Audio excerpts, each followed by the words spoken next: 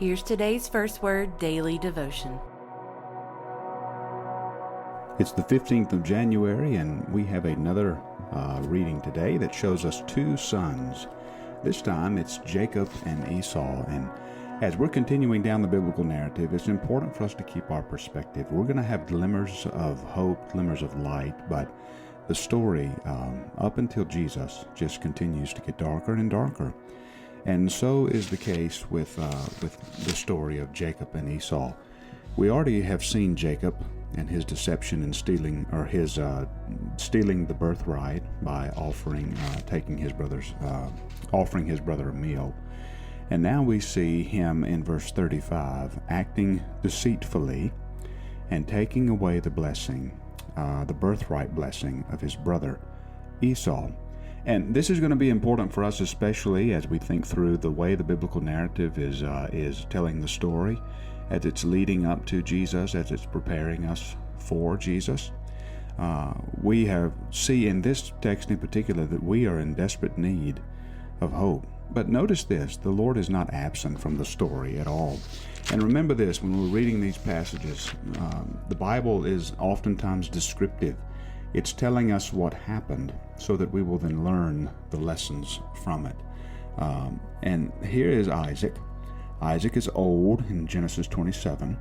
His eyes were dim so that he could not see. And so he calls Esau his oldest son and said, let me bless you, in verse 4, before I die. And notice what we have here. We have Rebekah.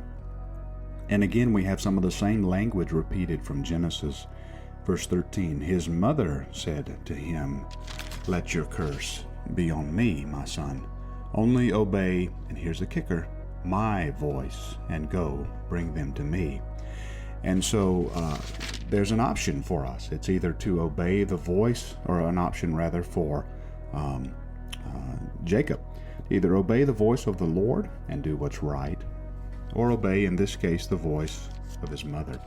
And of course, he obeys the voice of his mother.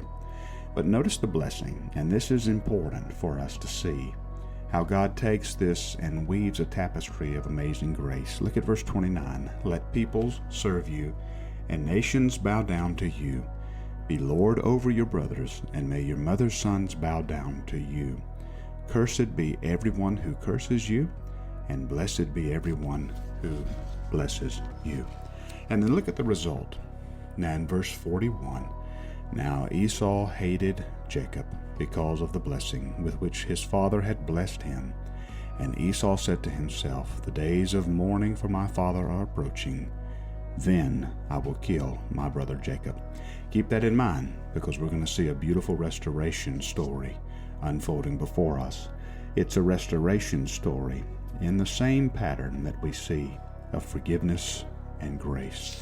But let's look over to Matthew chapter 8, and I want you to see something in particular, how the narrative just unfolds, how the Lord tells his story.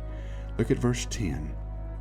When Jesus heard this, he marveled and said to those who follow him, truly I tell you, with no one in Israel have I found such faith. And then verse 11, I tell you, many will come from east and west and recline at table with, notice these names, Abraham, Isaac, and Jacob in the kingdom of heaven. This was to fulfill in verse 17 what was spoken by the prophet Isaiah. He took our illness and he bore our disease. And so here we have the Lord indicating that his master plan is indeed involving Jacob and not Esau. And then as we're going to see this as well, notice that we have this instance of Jesus rebuking the winds and the sea, having a great calm. And the question that Matthew is going to set before us now. And the men marveled, saying in verse 27, what sort of man is this, that even the winds and the sea obey him? And as we consider Jacob and Esau, and then we read this hope that we have in Jesus, we close our reading today by focusing on Proverbs 4. Look at verse 17. They eat the bread of wickedness, drink the wine of violence. But the path of the righteous is like the light of dawn, which shines brighter and brighter until full day. The way of the wicked is like deep darkness. They do not know over what they stumbled. And we're going to see that truth repeated time and time again. This is why we refer to Jesus as the light of the world. People were stumbling, people were falling, but Jesus came to show us the way.